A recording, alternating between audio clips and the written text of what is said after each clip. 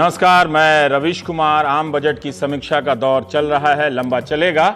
हर साल smart city की धूम रहती थी, मगर इस बार के बजट भाषण में स्मार्ट सिटी को जगह नहीं मिली। मीडिया भी लगता है स्मार्ट सिटी से काफी थक गया है। भाषण में तो नहीं था, मगर प्रमुख योजनाओं के व्यय के खाते खांचे में जाकर देखा तो पता चला कि मोदी सरकार की इस महत्वाकांक्षी योजना का बजट कुछ कम हो गया है। आमतौर पर स्मार्ट सिटी और अटल पुनरुत्थान और शहरी परिवर्तन यानी अमृत योजना के तहत मिलाकर राशि बताई जाती है, लेकिन आप अलग अलग भी देख सकते हैं। अभी टोटल दिखाता हूं। 2016-17 में यह राशि 9,559 करोड़ थी। 2017-18 के लिए 9,000 करोड़ का ही प्रावधान किया गया, यानी स्मार्ट सिटी का बजट 550 करोड़ कम हो गया है। अगर आप अमृत योजना और स्मार्ट सिटी बजट के बजट को अलग अलग करके देखेंगे तो ये ऐसे दिखेगा। इस साल अमृत योजना का बजट 5,000 करोड़ है, जबकि यह पिछले साल 4,883 करोड़ था। थोड़ा सा बढ़ गया है। 117 करोड़ की मामूली वृद्धि हुई है इस विशालकाय देश में। स्मार्ट सिटी का बजट 4,000 करोड़ है, जो पिछले बजट में 4,675 करोड़ था। यानी स्मार्ट सिटी का बजट है, उसके मध्य का जो बजट है वो 675 करोड़ रुपया कम हुआ लगता है। अमृत योजना के तहत क्या प्रगति हुई है, इसकी रिपोर्ट नहीं मिल सकी। भारत सरकार ने 21 जनवरी 2015 को हृदय योजना शुरू की थी। हम हृदय योजना की वेबसाइट पर वेबसाइट पर योजना के बारे में जानकारी के कॉलम में लिखा है कि इस योजना को नवंबर 2018 तक पूरा होना है, लेकिन ऑपरेशनल गाइडलाइंस में लिखा है कि लॉन्च किए जाने के बाद 27 महीने के भीतर पूरा होना है। यानी गाइडलाइंस के हिसाब से इसे 17 अप्रैल 2017 तक पूरा हो जाना है। इतना अंतर कैसे आया, ये वेबसाइट डिपार्टमेंट बताएगा। बहरहाल 500 करोड़ के बजट से मिशन मोड में काम करते हुए विरासत के 12 शहरों का कायाकल्प करना था। इसके लिए 2015-16 के बजट में 27.22 करोड़ रुपया दिया गया। 2016-17 के बजट में 200 करोड़ की घोषणा हुई, मगर संशोधित बजट में कम हो गया, 150 करोड़ हो गया। 2017-18 के लिए भी 150 करोड़ दिया गया। बजट पत्र के हिसाब से 500 करोड़ में से 328 करोड़ ही रुपए दिए गए, लेकिन हृदय योजना की वेबसाइट बताती है कि सभी शहरों को 454 करोड़ की राशि मंजूर की जा चुकी है। लेकिन शहरों की दी जाने वाली राशि की प्रतिशत कुछ और कहानी कहती लगती है। अगर करीब पूरी राशि दी जा चुकी है तो फिर अजमेर को 100%, अमरावती को 93%, वाराणसी को 85% राशि मंजूर हुई है, तो मथुरा को 35%, अमृतसर और पुरी को 8%, गया को 15% की राशि मंजूर हुई है। कितनी प्रगति हुई है, वेबसाइट पर कोई जानकारी नहीं है। श्यामा प्रसाद रूर्बन मिशन का जिक्र हमने किया था कि बजट भाषण में नहीं है, लेकिन व्यय के खाते में है। इसके तहत 300 करोड़ से बढ़ाकर ये 1,000 करोड़ कर दिया गया है। 300 क्लस्टर बनाने हैं। पुलिस सुधार और आधुनिकीकरण का भी देख लेते हैं, हर बजट में होता है। पुलिस बलों के मॉडर्नाइजेशन का बजट 2016-17 में 2,235 करोड़ था। 2017-18 में 213 करोड़ कम कर दिया गया है, 2,022 करोड़ हो गया है। पुलिस इंफ्रास्ट्रक्चर का बजट जो है पिछले साल 3,183 करोड़ था, इस साल 1,264 करोड़ की वृद्धि हुई है, 4,447 करोड़ रुपया किया गया है। वित्त मंत्री ने अपने बजट भाषण में कहा है कि प्रधानमंत्री ग्राम सड़क योजना के तहत 133 किलोमीटर सड़क हर दिन बन रही है। पिछले साल के बजट की प्रगति रिपोर्ट जब हमने देखी तो आंकड़े कुछ और कहते मिले। नेशनल हाईवे के मामले में हमारी प्रगति वैसी शानदार नहीं है जैसी मीडिया बता रहा है। बजट प्रगति रिपोर्ट के अनुसार 2016-17 में 25,000 किलोमीटर सड़क बनाने के ठेका देने का महत्वाकांक्षी लक्ष्य रखा गया था। सितंबर 2016 तक सिर्फ 3,969 किलोमीटर सड़क बनाने के ठेके दिए गए। ये सरकारी दस्तावेज है। अक्टूबर से लेकर जनवरी तक यानी 4 महीने का आंकड़ा स्टेटस रिपोर्ट में नहीं है। पिछले बजट में टारगेट था कि 10,000 किलोमीटर सड़क बनाने का काम पूरा होगा। यह टारगेट पूरा नहीं हुआ है। बजट रिपोर्ट के अनुसार सिर्फ 2,979 किलोमीटर बनाने का काम ही पूरा हुआ है सड़क बनाने का। सरकार ने कहा है कि वो अब प्रधानमंत्री ग्रामीण सड़क योजना के तहत बनने वाली सड़कों पर सैटेलाइट के जरिए निगाह रखेगी। उसे सबसे पहले सैटेलाइट से नेशनल हाईवे की मॉनिटरिंग करनी चाहिए। सरकार को हाईवे मंत्रालय से पूछना चाहिए कि सितंबर तक के ही आंकड़े क्यों दिए हैं, दिसंबर तक के क्यों नहीं है, क्योंकि आपका मंत्रालय हाई परफॉर्मेंस माना जाता है। 2015-16 में 10,000 किलोमीटर सड़क बनाने का ठेका दिया गया, लेकिन 6,000 किलोमीटर सड़क ही बन सकी। ये इंप्लीमेंटेशन रिपोर्ट जो बजट पत्र के साथ आता है उसमें लिखा है, वही पढ़ के बता रहा हूं। वित्त मंत्री ने बजट भाषण में कहा कि हाईवे और ग्रामीण सड़क बनाने के मामले में 2014-15 से लेकर इस साल तक 1,40,000 किलोमीटर लंबी सड़क बनी है। पिछले 3 साल में सबसे तेज प्रगति हुई, ये कहा। वित्त मंत्री सिर्फ पिछले साल का हिसाब दे सकते थे, मगर उन्होंने 3 साल के आंकड़े जोड़ दिए। अब आते हैं स्किल इंडिया, एक बहुप्रचारित अभियान है। इसके बारे में इंप्लीमेंटेशन रिपोर्ट के पेज नंबर 17 पर कहा गया है कि प्रधानमंत्री कौशल विकास योजना के तहत 2016 से 20 के बीच 1 करोड़ लोगों को कौशल विकास की ट्रेनिंग का टारगेट है। कितने लोगों को ट्रेनिंग दी गई इसका कोई जिक्र नहीं है। अलबत्ता इसमें लिखा हुआ है कार्य प्रगति पर है। जैसे आप सड़कों पर आधे अधूरे बनी हुई सड़कों पर देखते हैं वर्क इन प्रोग्रेस, वही लिखा हुआ है। National board for skill development certification नाम की एक संस्था भी बनी है। इसने और 1 करोड़ लोगों को 3 साल के भीतर स्किल ट्रेनिंग देने का टारगेट रखा है। इसके स्टेटस रिपोर्ट में भी यही लिखा है कि कार्य प्रगति पर है। हर बजट को नौकरियां पैदा करने वाला बजट कहा जाता है। बजट इंप्लीमेंटेशन पेपर के पेज नंबर 18 पर जब मैं चाहूं तो पाया कि पिछले बजट में वित्त मंत्री ने 1,000 करोड़ की एक नई योजना का ऐलान किया और उसकी काफी तारीफ हुई थी कि फॉर्मल सेक्टर में जो भी कर्मचारी रोल पर रखा जाएगा उसके प्रोविडेंट फंड का हिस्सा सरकार देगी 3 साल तक। 1,000 का बजट था ताकि कंपनियां लोगों को काम पर रखने के लिए प्रोत्साहित हों। क्या आपको पता है कि इस बारे में स्टेटस रिपोर्ट क्या है? यही कि कार्य प्रगति पर है। पैराग्राफ नंबर 67 पर लिखा हुआ है इस बारे में कि सरकार ने 155 करोड़ रुपए ही ईपीएफ के अपने हिस्से के तौर पर जमा किए हैं। इसमें से भी 30 करोड़ रुपए टेक्सटाइल सेक्टर में दिए गए। मतलब कितनी कम नौकरियां टेक्सटाइल सेक्टर में आई होंगी। सरकार 155 करोड़ के हिसाब से बता सकती थी आपको कि कितने लोगों को नौकरी मिली है, क्योंकि एक एक आदमी के हिसाब से हिस्सा गया होगा ना। जाहिर है फॉर्मल सेक्टर में नौकरी पाने वालों की संख्या बहुत कम रही होगी, इसलिए नहीं बताया। इसलिए 155 करोड़ तो बता दिया, नौकरी की संख्या नहीं बताई। 1,000 करोड़ का बजट था, 155 करोड़ रुपया ही खर्च हुआ। यह हालत है। रोजगार का कोई ठोस आंकड़ा तो नहीं है बजट में, मगर यह सरकार का यह आंकड़ा बहुत कुछ बता सकता है। यही नहीं, प्रधानमंत्री रोजगार सृजन योजना का बजट भी लगातार कम होता जा रहा है। 2015-16 में इसके तहत 1281 करोड़ का प्रावधान था। 2016-17 में इसके तहत 1120 करोड़ का प्रावधान कर दिया गया। 2017-18 के बजट में अब ये घटकर 1024 करोड़ हो गया है।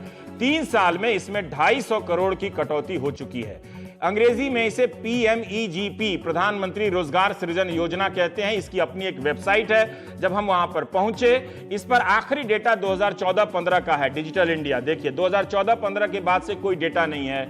उसके मुताबिक उस साल इस योजना के तहत 1,38,728 लोगों को रोजगार दिए गए। 1,000 करोड़ के बजट से 1 लाख लोगों को रोजगार दिया जा सकता है। देखिए क्या कमाल है। 18,000 से अधिक प्रोजेक्ट बने हैं उसके हिसाब से, और हर प्रोजेक्ट में करीब करीब 7 लोगों को काम मिला है। कम से कम इस योजना के बारे में 2015-16, 2016-17 के आंकड़े होने चाहिए। 2014-15 में पहले की तुलना में, मतलब ये योजना 2009 से चल रही है, सबसे कम रोजगार का सृजन हुआ था। ये योजना जैसे कि मैंने बताया 2008-9 से चल रही है। प्रधानमंत्री के नाम से चलने वाली योजनाओं की वेबसाइट पर तो कम से कम लेटेस्ट जानकारी होनी चाहिए थी। हो सकता है कि बजट पत्र पढ़ने में हमसे चूक हुई हो, मगर बजट पत्र पढ़ने का तरीका हम सबको बदल देना चाहिए। मीडिया आप पर अलग तरह की प्राथमिकताएं थोपता है, जो हर साल एक ही तरह की प्राथमिकताएं होती हैं। बजट कैसा रहा, जीडीपी कितनी रहेगी। अव्वल तो बजट सस्ता महंगा के चक्कर में ही खत्म हो जाता था, मगर मोदी सरकार इस चक्कर से निकल चुकी है। मीडिया अभी तक वही ढूंढ रहा है। बजट पत्र पूरा पढ़िए, यहां आपको सवाल मिलेंगे, दिलचस्प जवाब मिलेंगे, बहुत कुछ आत्मविश्वास आपका बढ़ेगा कि देश में कितना कुछ हो रहा है। तभी आपको पता चलेगा कि खेलो इंडिया का बजट इस साल पिछले साल की तुलना में 118 करोड़ से बढ़ाकर 350 करोड़ कर दिया गया है, और खेलों में एक्सेलेंस को प्रोत्साहित करने का बजट थोड़ा सा कम हो गया है, 365 करोड़ से 312 करोड़ हो गया है। क्योंकि हम दंगल जैसी फिल्में वैसी भी देख ही रहे हैं, अच्छा खेल भी रहे हैं प्राइम टाइम में। लेकिन हम बात करेंगे राजनीतिक दलों के फंडिंग पर।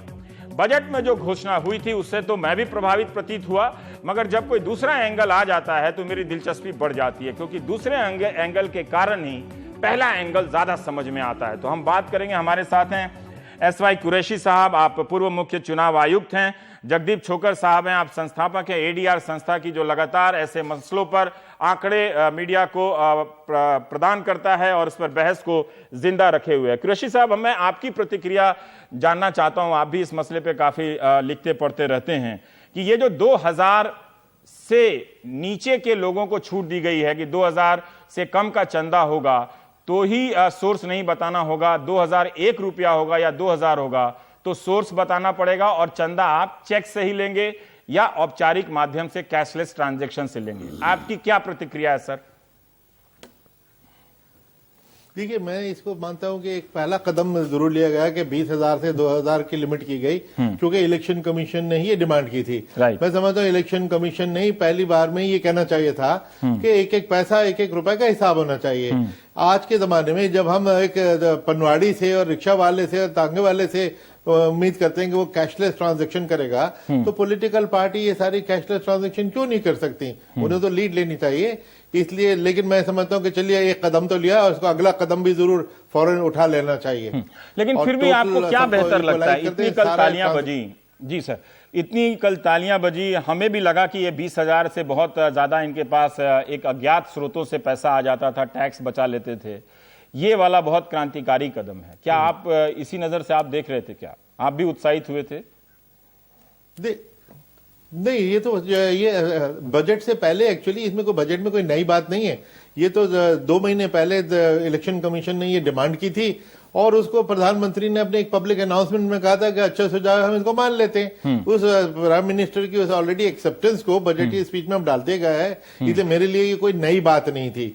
लेकिन उस वक्त भी मैंने कमेंट कही थी कि चलिए 20,000 से 2,000 करना एक अच्छा कदम तो है, लेकिन 20,000 से 1 रुपया क्यों नहीं किया गया? जबकि सबसे चलते फिरते हर आम आदमी से एक्सपेक्ट किया जा रहा है कि वो कैश ट्रांजेक्शन बंद करे और सारे डिजिटल ट्रांजेक्शन करे, तो पॉलिटिकल पार्टीज भी करें। जी जगदीप जी, कल हम आपको ट्राई कर रहे थे लेकिन आप त्रिवेंद्रम में थे, आपकी क्या प्रतिक्रिया है इस 2000 वाले प्रावधान से?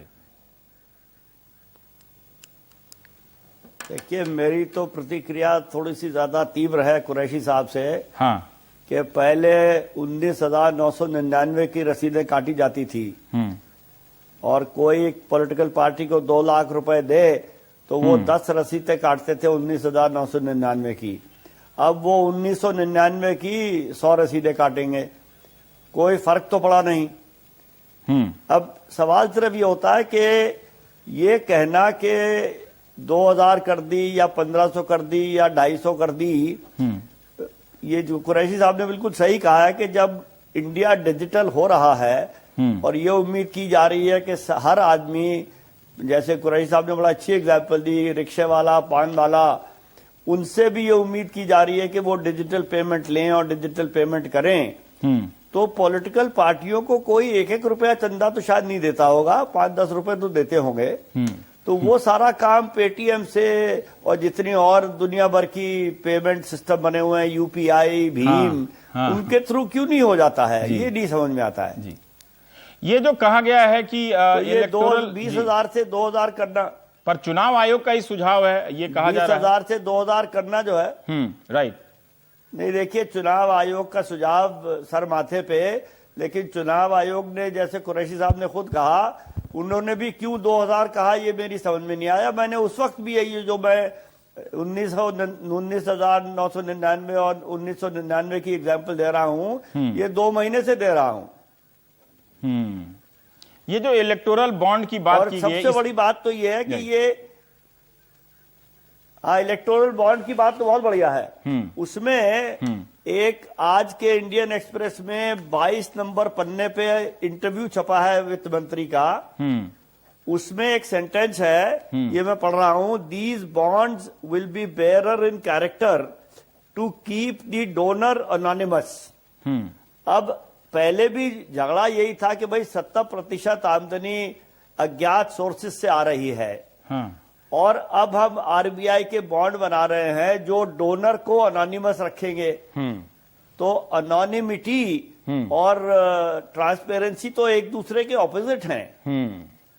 तो कुरैशी साहब ये समझें कि पहले हम अनोनिमिटी को, राइट, कुरैशी साहब जो हम अनोनिमिटी को एनेबल कर रहे हैं। ठीक है, ये आपका जरा स्लो है ऑडियो जाने में।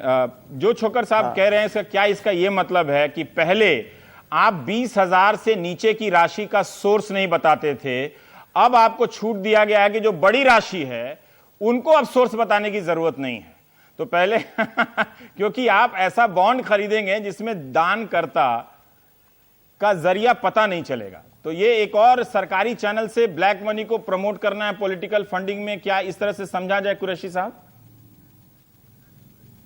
जी, एक्चुअली मुझे भी इसमें पॉलिटिकल इनके फाइनेंस मिनिस्टर की स्पीच में एक कंट्राडिक्शन लगा। एक तो मुझे अच्छी बात तो ये लगी कि उन्होंने कहा कि 70 साल से ट्रांसपेरेंसी और पॉलिटिकल फंडिंग नहीं है, और ट्रांसपेरेंसी का होना फ्री एंड फेयर इलेक्शन के लिए बहुत जरूरी है। मैं इस एडमिशन को बहुत इंपॉर्टेंट स्टेप मान रहा हूं, लेकिन ट्रांसपेरेंसी की अगर कोशिश करने का उन्होंने वादा किया तो बॉन्ड तो और सीक्रेट कर दिए।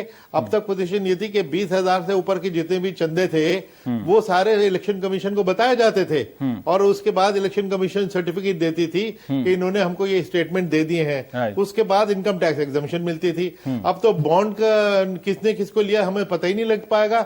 ये उनकी जो सीक्रेसी थी डोनर की, ये क्यों रखी गई? ये तो ट्रांसपेरेंसी के उसूल के खिलाफ हो गई। पर होना क्या चाहिए था? आप सजेस्ट कर सकते हैं कि चलिए अब बात बढ़ गई है तो अब सरकार तो इसे पीछे जाएगी नहीं, मतलब और नई बातें आए तो उस पर दबाव तो बढ़ेगा ही। जी, होना क्या चाहिए आपके हिसाब से? जी, अब मुझे सबसे पॉजिटिव चीज जो लग रही है कि पहली बार पिछले 6 महीने से प्रधानमंत्री जी इलेक्टोरल रिफॉर्म्स की बात कर रहे हैं। वरना तो 20 साल से 25 साल से छोकर साहब भी आपको बताएंगे इलेक्टोरल रिफॉर्म कह के थक गए, कोई सुनता ही नहीं था, लेकिन कम से कम वो बात कर रहे हैं। अब अगर बात कर रहे हैं तो अब हमें उनको सुझाव देना चाहिए कि क्या क्या करना चाहिए। सबसे आसान काम तो यह है कि इलेक्शन कमीशन ने जो पिछले 25 साल में सुझाव दिए हैं वो उठा के देख लें, और उनमें सभी एक से एक अच्छा सुझाव है। बार बार इलेक्शन कमीशन, लॉ कमीशन, सब लोग यही सिफारिश करते रहे। मैं कहूंगा ये सारा झगड़ा खत्म हो सकता है कि state funding of political party शुरू कर दीजिए, total fund collection, private collection को बैन कर दीजिए। उसके बजाय हर वोट के ऊपर 100 रुपए लीजिए, और सारा पैसा आपको सरकार से मिल जाएगा, पब्लिक फंडिंग मिल जाएगी। मेरा एक सवाल है, आप अपनी इलेक्शन ईमानदारी से आप दोनों की राय चाहता हूं, पर मेरा आपसे कुरैशी साहब सवाल है कि जब तक स्टेट फंडिंग की व्यवस्था नहीं होती है तब तक कौन सी वैकल्पिक व्यवस्था आपको लगता है कि ये दुरुस्त है, इसमें चोरी की संभावना नहीं है फंडिंग के मामले में? दो चीजें करनी चाहिए कि देखिए, फंडिंग की जरूरत इसलिए होती है कि खर्चा बहुत करते हैं हम। एक और सुझाव करते रहे हैं कि एक कैंडिडेट के ऊपर तो खर्चे के ऊपर लिमिट है कि आप 28 लाख से ज्यादा विधानसभा के लिए और 70 लाख से ज्यादा लोकसभा के लिए खर्च नहीं कर सकते। पॉलिटिकल पार्टी के ऊपर कोई लिमिट नहीं है, तो आप 28 लाख खर्च कर दीजिए, पॉलिटिकल पार्टी 5 करोड़ आपके लिए खर्च कर देगी, तो उस लिमिट का फायदा क्या हुआ? वो लिमिट तो बिल्कुल बेकार हो गई। तो पॉलिटिकल पार्टी की फंड पे भी अगर लिमिट कर देंगे, पिछले जनरल इलेक्शन में एक एस्टिमेट आया था 30,000 करोड़ खर्चा हुआ, क्योंकि पॉलिटिकल पार्टी पे कोई लिमिट नहीं थी। अगर लिमिट होती तो 30,000 करोड़ न होके 3,000 करोड़ खर्च होता। छोकर साहब, इस पे आपकी राय चाहता हूं, क्योंकि आप मेरी आवाज बार बार पहुंच रही, तो अब मैं बोलूंगा नहीं, आप आराम से इस पे विस्तार से बता दें। जी, तो दोनों बातों पे मेरे पास कुछ कहने को है। पहली बात, कुरैशी साहब की जो सलाह है कि हर वोट पे 100 रुपए दे दिए जाएं, वो बड़ी अच्छी बात है, लेकिन पहले तो उसको स्टेट फंडिंग की बजाय पब्लिक फंडिंग कहना चाहिए। कि हमारे देश में ये रिवाज है कि सरकार का पैसा है तो उसको जितना मर्जी लूट सके वो लूटो। तो अगर उसको पब्लिक फंडिंग कहेंगे तो जनता की ये समझ में आएगा कि ये हमारा पैसा है जो पॉलिटिकल पार्टियों को दिया जा रहा है। पहली बात तो यह है। दूसरी बात यह है कि कुरैशी साहब ने भी वो कहा, और मैं उसको अंडरलाइन करना चाहता हूं कि ये तब होगा जब पॉलिटिकल पार्टियां ये माने और ये गारंटी दें कि वो और कहीं से पैसा नहीं लेंगी। जब तक वो नहीं होता है तब तक वो अंग्रेजी में कहते हैं this will be like throwing good money after bad money. ठीक है जी। तो तीसरी बात यह है कि जो पहले से इंद्रजीत गुप्ता कमेटी के टाइम से स्टेट फंडिंग की बात हो रही है, कि भाई कितनी फंडिंग उनको दे। कुरैशी साहब ने तो खैर पर वोट का 100 रुपए का हिसाब बना दिया है, वो विच इज ऑल राइट, ठीक। लेकिन अदरवाइज पॉलिटिकल पार्टियां अगर ये हमें सच्चे तौर पे बताएं कि कितना वो खर्चा करती हैं, तो उसके लिए बजट बनाना पड़ेगा जी। बजट के लिए उनके खर्चे की जरूरत पड़ेगी, वो बताते नहीं है। और ये जो पॉलिटिकल पार्टी और कैंडिडेट पे खर्चे की लिमिट है, कैंडिडेट के खर्चे पे लिमिट है। मान लिया कभी 25 लाख है, कभी 70 लाख है। जी।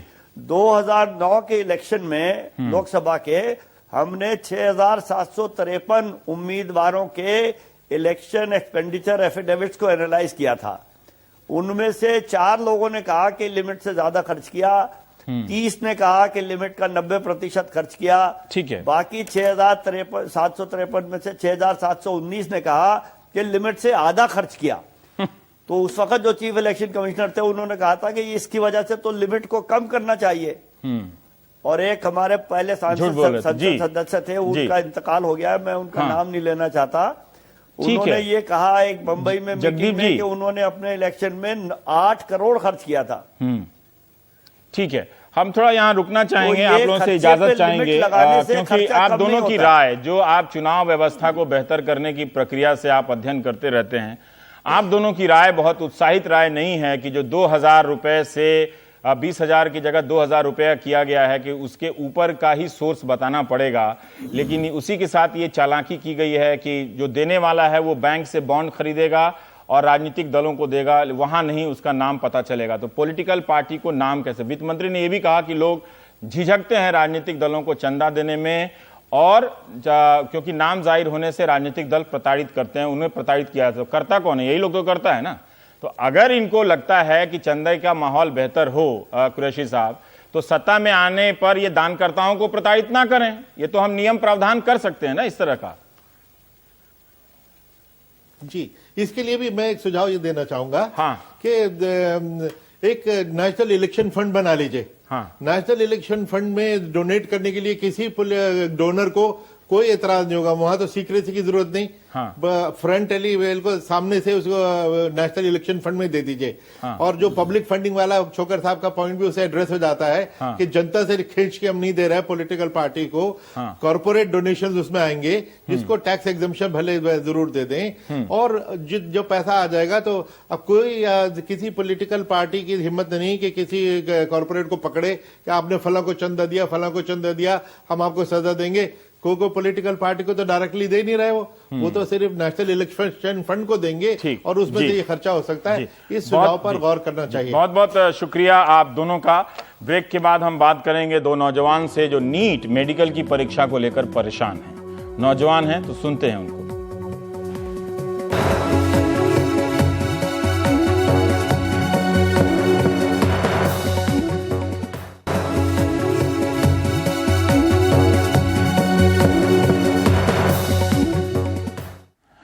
अभी हमारे स्टूडियो में अजय डोगरा हैं, मेडिकल की तैयारी कर रहे हैं, और आप हैं शिशिर राज, हैं, और आप भी मेडिकल की तैयारी कर रहे हैं। आज नीट में बनारस नीट प्रवेश परीक्षा की कुछ नीति को लेकर बनारस में और दिल्ली में भी छात्रों ने प्रदर्शन किया है। तो शिशिर जी बताइए कि समस्या क्या है, हमारे दर्शकों को बताइए, और सरकार अगर टीवी देखती हो तो सरकार को भी बताइए। सरकार ने नोटबंदी की तरह एक रात में नीट बंदी लागू कर दी। हाँ। बच्चों को 3 अटेम्प्ट के लिए बैरियर एक लगा दिया कि 3 अटेम्प्ट ही दे सकते हैं। अच्छा। जो पहले AIPMT भी इंक्लूड कर दिया गया। AIPMT और नीट जो कि दोनों 2 तरीके का उन लोगों का वो है। AIPMT में आपको कितने बार मेडिकल टेस्ट दे सकते हैं? उसमें कोई बैरियर नहीं था। कोई बैरियर नहीं था। इवन नीट तो कहीं ऐसा तो नहीं था कि लोग 40 साल तक मेडिकल का एंट्रेंस एज बैरियर था। 25 साल की एज तक आप दे सकते थे फॉर जनरल कैंडिडेट्स। अच्छा, पहले भी था 25 साल। ये 25 साल, लेकिन 25 साल तक कितनी बार देंगे इसका कोई नहीं, ये कोई नहीं बैरियर नहीं था। ठीक है, अब क्या हुआ है? अब है कि 3 साल का बैरियर 3 टाइम्स का बैरियर एक लगा दिया गया है कि जो बच्चे 3 बार एग्जाम दे चुके हैं वो अब फॉर्म भी नहीं भर सकते हैं। वो अब एग्जाम ही नहीं दे सकते, फॉर्म ही नहीं भर सकते बेसिकली। तो अगर नीट इंप्लीमेंट किया गया है तो नीट भी पहले 2 बार हो चुकी है, ये तीसरा होना था। अगर आप नीट को लेकर के चलते हैं, फिर AIPMT पहले बच्चे देते थे तो आप उसको काउंट नहीं करेंगे। और अगर नीट को काउंट करें तो नीट 2 बार हुआ, एक बार तो एटलीस्ट दे सकते हैं अकॉर्डिंग टू, मतलब पता हाँ, मतलब आप जो चीज सिस्टम खत्म हो गया है उसके अटेम्प्ट को क्यों गिन रहे हैं, आप ये कह रहे हैं ना। AIPMT जब समाप्त हो गया तो उसके तहत 25 साल के भीतर आपने कितनी बार अटेम्प्ट दिया वो क्यों जोड़ना नहीं चाहिए था, ठीक। इससे आप किस तरह से प्रभावित हुए अजय? सर बेसिकली अब ऐसा हुआ है कि बस हम AIPMT के भी उन्होंने अटेम्प्ट काउंट कर लिए एंड नीट एग्जाम के भी। जो नीट का एग्जाम फर्स्ट टाइम हुआ वो 2016 से हुआ है। कायदे से देखा जाए तो वो 2016 ये कह रहे हैं कि बहुत झटके में ये बिल्कुल झटके से, मतलब जो लोग 1.5 साल से 2-2 साल से लगे पड़े हैं, और ये जो डिसीजन है एकदम आखिरी में, आप देखो जैन और मई 7 को एग्जाम है, आप फॉर्म भर चुके हैं? नहीं, अभी फॉर्म भरने का आया है, फॉर्म भरने का पूरी साल तैयारी की है कि आप चौथा अटेम्प्ट भी दे देंगे, लेकिन 25 साल के भीतर ही हैं आप। हाँ जी सर। लेकिन अब पता चल रहा है कि आप भी शायद इससे प्रभावित हैं कि अब आप इम्तिहान नहीं दे सकते। हाँ जी सर। तो ये तो नहीं होना चाहिए ना सर, बिल्कुल भी नहीं होना चाहिए था। देखो हमने 6-7 महीने लगातार पढ़ाई कर रहे हैं, अभी तो जस्ट हमारा रिवीजन का टाइम था, बट एकदम से उन्होंने हथौड़ा मार दिया हमारे सपनों में। कम से कम 35 से 45% बच्चे इससे अफेक्टेड हो गए। डेली कॉल्स आ रहे हैं, इसमें फोन्स आ रहे हैं। 11 लाख के करीब देते हैं तो 25 से 30%। एक कोटा से अतुल ने भी मुझे कल ईमेल किया था कि ये बजट छोड़िए सर, हमारी जिंदगी का है, आप वो देखिए, बजट तो कल भी कर लीजिएगा। तो मुझे लगा कि सचमुच देश का युवा परेशान है सर, बहुत ज्यादा परेशान। बहुत ज्यादा तैयारी में तो सबको परेशानी होती है, मतलब ऐसा नहीं है सर। पिछले 8 महीने से लोग तैयारी कर रहे हैं कि मैं अब एग्जाम में बैठूंगा, मैं अभी पेसिफाई करता हूं अपने तैयारी को, अभी मैं टेस्ट सीरीज ज्वाइन करूंगा, अभी मैं क्रैश कोर्स ज्वाइन करूंगा, क्योंकि मेरे पास 3 महीने बचे। 3 महीने अब पता चल रहा है कि आप इम्तिहान ही नहीं दे सकते। और इसके लिए आपने सिर्फ तैयारी ना की, जबकि दूसरे शहरों में आके कोचिंग करते हैं, वो सब भी खर्चा आपका। पिताजी मुझे लगता है कि जी पिताजी महाजन से कर्जे लेकर के लोगों को भेजते हैं कि मेरा बेटा जाएगा वहां पे कोटा में बैठ के तैयारी करेगा और हमारे यहाँ पे तैयारी करेगा, ये सर से पढ़ेगा, ये एक इंस्टीट्यूट ज्वाइन करेगा। मुझे लगता है कि अगर सरकार से अगर ठीक तरीके से आपकी बात पहुंचाई जाए तो सरकार सुन लेगी, मतलब सुन सकती है सर, है ना। वो तो हर किसी को युवाओं की चिंता रहती है। जी सर। सर अभी इलेक्शंस हो रहे हैं, हर कोई कह रहा है हम युवा के लिए वो करेंगे, सब कुछ करेंगे, लेकिन यहाँ पे तो युवाओं के लिए कुछ अलग ही हो रहा है। यदि सच में युवाओं के बारे में सोचते पहले ये जो नोटिफिकेशन आप कह रहे हैं कि 30 या 31 जनवरी को आया, 31 जनवरी को आया, पहले ये आमतौर पर नोटिफिकेशन कब आता? सर ये फर्स्ट वीक दिसंबर में आ जाता था। फर्स्ट वीक ऑफ दिसंबर में आ जाता था सर। तो अगर ये बताया, अगर ये इसकी जगह ये कहा जाता कि हम 2019 से, जैसे 2020 में सारी योजनाएं जो 2020 में 25 में पूरी होती हैं, तो उसी तरह से ये कहा जाता कि हम 2025 से ऐसी व्यवस्था लागू करेंगे कि 25 साल के युवा तक ही लोग मेडिकल दे सकता है और 3 बार से ज्यादा नहीं दे सकता है। तो स्थिति ज्यादा क्लियर होती है, बच्चे मेंटली प्रिपेयर्ड हो जाते हैं। मेंटली प्रिपेयर्ड हो जाते हैं। अभी मेंटली बिल्कुल भी प्रिपेयर्ड नहीं है।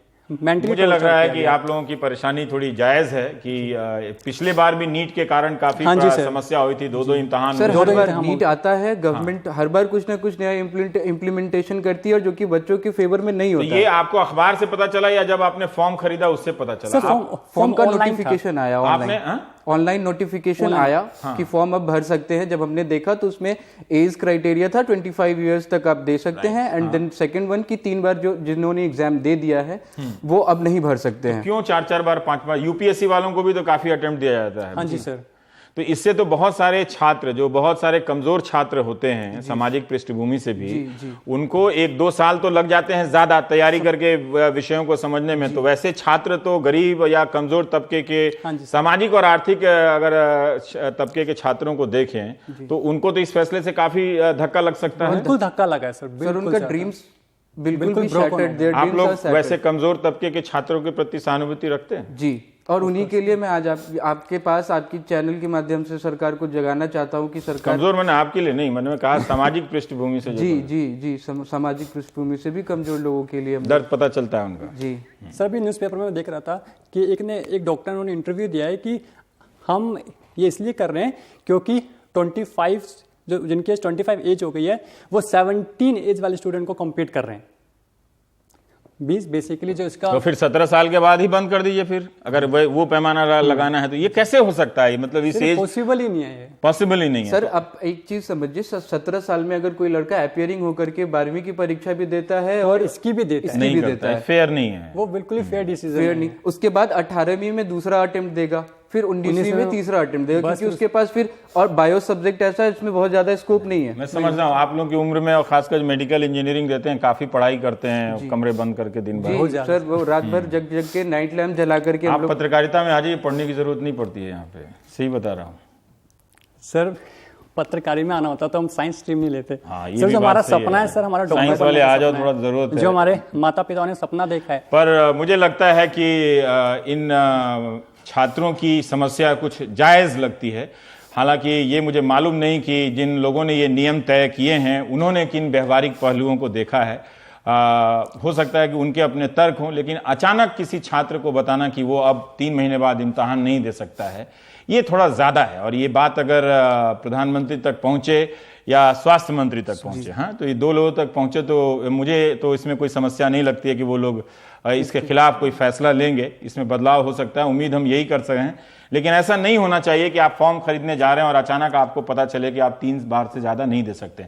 वैसे कितने तक लोग देता है? 3 अटेम्प्ट, 4 अटेम्प्ट, कितना देता है? 17 से 25 साल तक है, कोई 5-5, 6-6 अटेम्प्ट दे देता है। ठीक है, डॉक्टर बनने के लिए आदमी चाहे जितनी मेहनत करे वो मिलना चाहिए। तो आप छात्रों की समस्या, जो इलेक्शंस होते हैं, इलेक्शन के लिए 10 ईयर, 15 ईयर, 20 ईयर लगा देते हैं। नेता को तो 50 साल का भी मौका मिलता है, 80 साल का मिलता है डॉक्टर बनने के लिए। कंप्लीट नेशन को संभाल रहे और हमें कहते हैं कि आप 25 साल के बाद सही है सर, नहीं होगा। मतलब ऐसे ही सवाल करते रहिए। पर आप दोनों से मैंने ब्रेक से पहले जब ये लोग आए तो इनसे मैं बात कर रहा था, तो मैंने कहा कहीं डॉक्टर बन के आप दहेज तो नहीं लेंगे? तो दोनों ने कहा कि दहेज नहीं लेंगे। दोनों ने कहा कि दवा कंपनियों में डॉक्टर बनने के बाद उनके चक्कर में पड़ के मरीजों का शोषण नहीं करेंगे। कहा, इतना कहा, मेरे लिए यही बहुत है। लेकिन सरकार को इन छात्रों की समस्याओं के बारे में सोचना चाहिए कि अचानक उनको ये बताया जाए कि वो 3 बार से ज़्यादा इम्तहान नहीं दे सकते। इस फैसले का कोई तुक तुरंत इनसे सुन के मुझे तो नज़र नहीं आता है। अगर सरकार इसमें बदलाव करे तो स्वागत योग्य कदम होगा। ब्रेक के बाद उनकी कहानी जो आप तक पहुंचना चाहते हैं।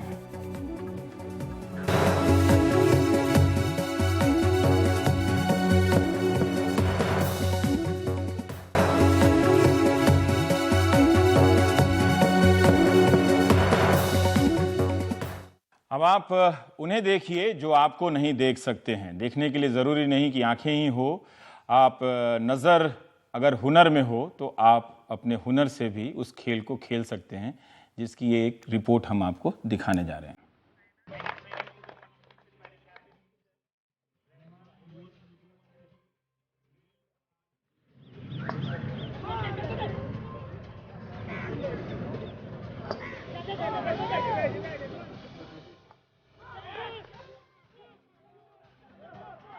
ये आईआईटी का मैदान है और यहाँ पर T20 ब्लाइंड वर्ल्ड कप चल रही है।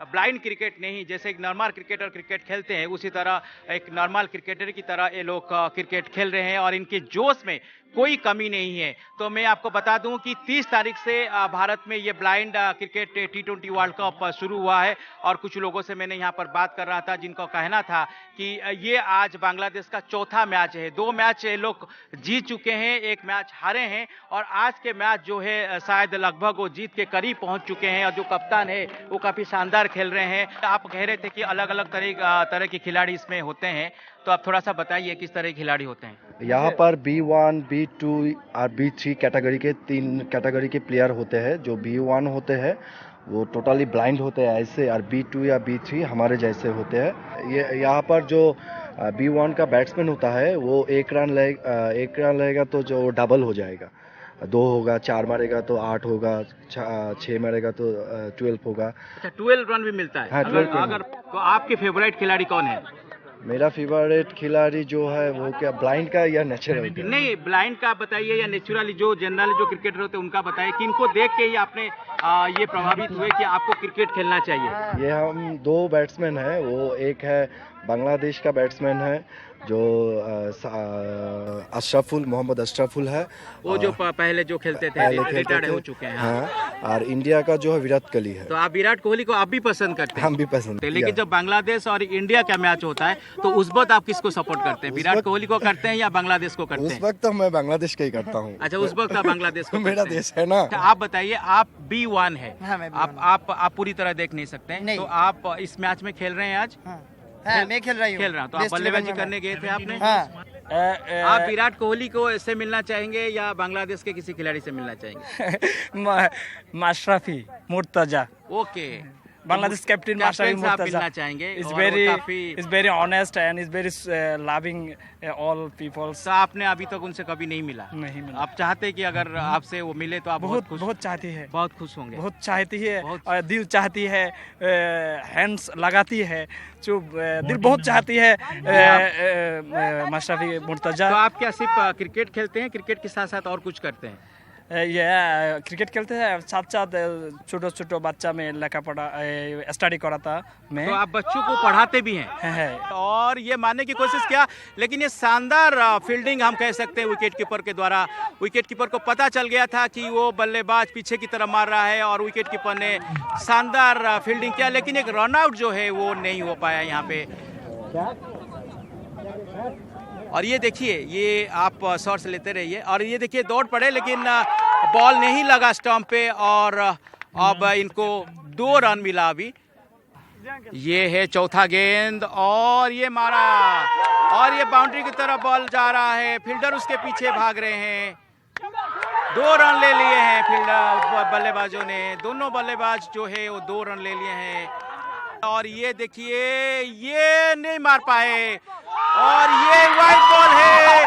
बांग्लादेश ने इस मैच को जीत गया है। आप देख सकते हैं ये वाइड गेंद था, और इस वाइड गेंद के साथ साथ बांग्लादेश इस मैच को जीत गया। T20 वर्ल्ड कप का ये मैच, ये चौथा मैच था बांग्लादेश का जो वेस्ट इंडीज के खिलाफ था, मैंने आपको बताया। और ये सेलिब्रेशन आप देख सकते हैं। और जो कप्तान है, ये आप कप्तान हैं? वाइस कप्तान। आप वाइस कप्तान है, आपके साथ कप्तान भी थे? कहाँ है कप्तान? आउट हो गए। अच्छा ठीक है, ये वाइस कप्तान है। आप देख सकते, आप कितना रन बनाए? हम रनर थे। आप रनर थे? तो आप अपने टीम के लिए रन करते थे? कैप्टन के लिए रनर थे। कैप्टन के लिए। तो आपके कैप्टन जो है वो B1 है, वो पूरी तरह वो देख नहीं सकते। लेकिन आपको बता दूं कि हमने थोड़ी देर पहले उमेश जी ये कह रहे थे कप्तान ने जो है अर्धशतक बनाए, और वो B1 खिलाड़ी है। B1 खिलाड़ी वही होता है जो पूरी तरह मैच को मतलब पूरी तरह देख नहीं पाता है, और उसके लिए एक रनर्स होता है। तो ये थे वाइस कैप्टन जो है, उनके लिए रनर थे। तो आपको क्या कहना है? हमको कहना है बांग्लादेश के लिए बेस्ट ऑफ लक, अल्लाह ताला हम लोग को इतना काबिल समझाए। तो आप लोग को लगता है कि आप वर्ल्ड कप जीत सकते हैं इस बार? इंशाल्लाह हम लोग ट्राई करेंगे।